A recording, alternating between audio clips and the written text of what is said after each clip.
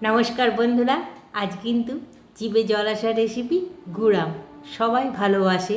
গরমে প্রত্যেকের বাড়িতেই গুড়-আম তৈরি হয়। আমি কীভাবে তৈরি করি আপনাদের একটু দেখিয়ে দিই। খুব সহজেই তৈরি করা যায়। এই জন্যে আমি এখানে 1 কেজি মতন কাঁচা আম নিয়ে নিয়েছি। মাঝারি সাইজের আমগুলো হবে। এগুলো আগে ধুয়ে পরিষ্কার করে নেব, কারণ কাটার পর আর ধোবো না। কাটা হয়ে গেছে, এখন কিন্তু আর ধোবো না। এরপরে 1.5 চামচ লবণ আর 1.5 চামচ মতন হলুদ মিশিয়ে এটাকে ভালো করে মাখাবো।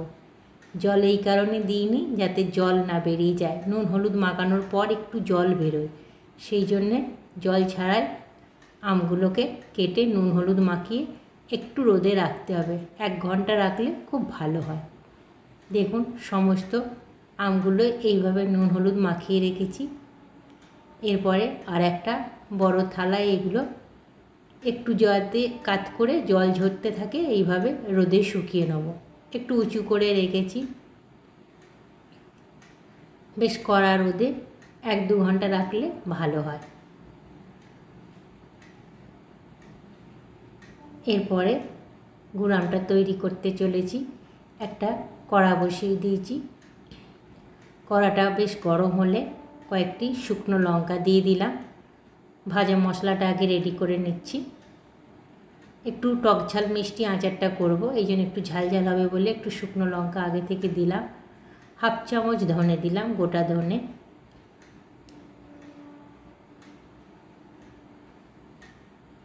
ধনে আর শুকনো লঙ্কাটা ভাজা হতে হতে 1/2 চামচ মৌরি দিয়ে নিলাম। এগুলো আগে দিয়ে একটু ভাজবো, তারপরে 5 ফোড়ন দেবো। এগুলো ভাজা হতে একটু টাইম লাগে। এরপরে বড় 1 চামচ 5 ফোড়ন দিয়ে নিলাম। 5 ফোড়নটা দিয়ে আবার ভাজা ভাজা করব।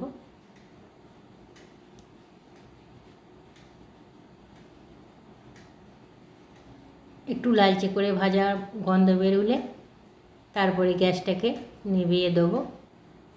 কড়াইয়ের যে তাত আছে সেই তাতেই বাকিটা ভাজা হয়ে যাবে। বেশ গরম আছে কড়াইটা। এবার একটা পাত্রে এটাকে ঢেলে ঠান্ডা হতে দিচ্ছি, গুঁড়ো করব বলে। কড়াইয়ে 3 চামচ তেল বসিয়ে দিয়েছি। 3 চামচ তেলের মধ্যে আবার 2-3টে শুকনো লঙ্কা ভেঙে দিয়ে দিলাম, আর 1 চামচ 5 ফোড়ন দিয়ে এটাকে ভাজা করব। একদম পোড়া পোড়া করে ভাজা করতে হবে, যতক্ষণ না একটা সুন্দর গন্ধ বেরোয়। খুব লাল করে ভাজতে হবে। তারপর আমগুলো রোদ থেকে নিয়ে এসেছি। এই আমগুলো একটু একটু করে দিয়ে দেবো। পুরো জলটা ঝরিয়ে নিয়েছি, একটুই জল বেরিয়েছিল, জলটা ঝরিয়ে আমগুলো দেবো। জল থাকলে আম থেকে বেশি জল বেরিয়ে গেলে গুড়-আমটা ভালো হবে না, ওই জন্য জলটা ঝরিয়ে আমটাকে একটু তেলে সাঁতলে নেব। মিনিট খানেক একটু নাড়াচাড়া করে রাখবো। একটু ঢাকা দিয়ে হালকা করে ভাপিয়ে নেব। গুড়ের সঙ্গে বেশি কষবো না আগে, ওই জন্য আমটাকে একটু করে নিচ্ছি। মিনিট 5 পরে দেখুন একটু হয়ে এসছে, হালকা হাফ সেদ্ধ হয়ে এসছে। নাড়াচাড়া করে এটা একটি আলাদা পাত্রে রেখে দেবো।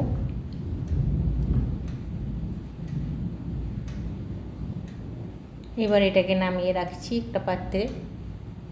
এই গামলাটাতেই ঢেলে রাখবো। গামলায় রেখে এরপরে গুড়ের প্রিপারেশনটা করব। 1 কেজি আমে 1 কেজি গুড় নিয়ে নিয়েছি।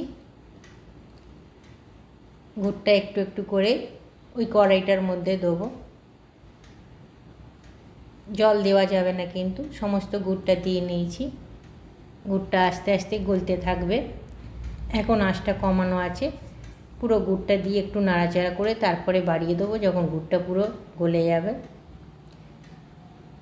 আস্তে আস্তে করে দিচ্ছি, গুড়টাকে পুরো মিশিয়ে দিচ্ছি। এবার গলতে শুরু করে দেবে, তারপরে ফুটতে থাকবে। এই যে ফুটতে শুরু করেছে। গুড়টা তৈরি করাই আসল ব্যাপার। এটাকে খুব ভালো করে পাক দিতে হবে। একদম যতক্ষণ না চটচটে হচ্ছে ততক্ষণ পুরো ঘুরিয়ে ঘুরিয়ে পাক দিতে হবে।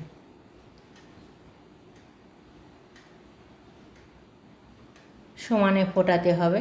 দেখুন বড় বড় ফেনা উঠতে শুরু করেছে। হাতায় করে করে বারে বারে নাড়তে হবে যাতে নিচটায় লেগে না যায়। এখন আম দেবো না, কেন আম থেকে একটা জল বেরিয়ে যায়, তাতে গুড় আমটা বড্ড জল জল হয়ে যাবে। সেই জন্য একদম গুড়টাকে শুকনো শুকনো করে নিতে হবে, একদম চটচটে যাতে হয় সেই অবস্থায় গুড়টাকে ফোটাতে হবে। চটচটে হওয়ার পরে আমটা দিলে আবার আম থেকে জল বেরিয়ে একটা লেভেলে চলে আসবে, তখন অ্যাডজাস্ট হয়ে যাবে। ওই জন্য এখন গুড়টাকে পুরো একদম শুকিয়ে নিচ্ছি।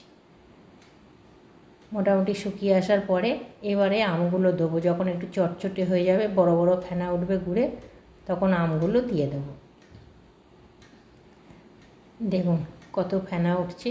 এইভাবে সমস্ত আমগুলো দিয়ে দিচ্ছি। আমগুলো গুড়ের মধ্যে ঢুকে একটা জুসি ভাব চলে আসবে, পুরো গুড়টা আমের মধ্যে লেগে যাবে। আস্তে আস্তে করে মাখিয়ে নেব সমস্ত আমগুলো গুড়ের মধ্যে। এরপরে বাড়িয়ে দেবো, তাহলেই ফুটতে শুরু করবে।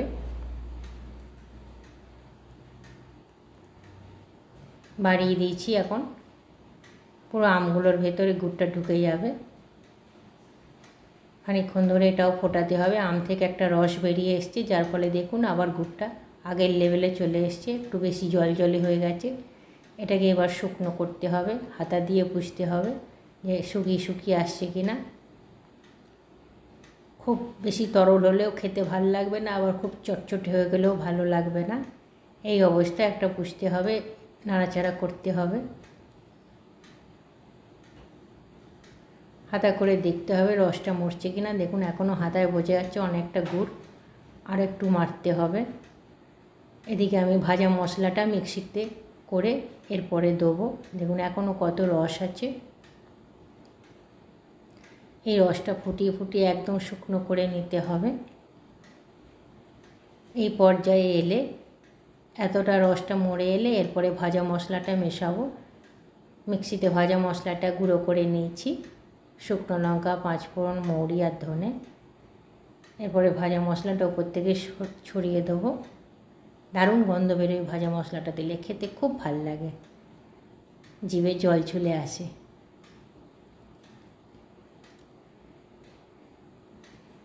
দেখুন অনেকটা রসটা মরে গেছে।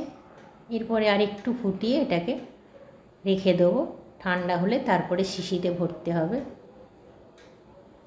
ঢেলে রেখেছি, একটু ঠান্ডা করে শিশিতে ভরবো। দারুণ লাগে।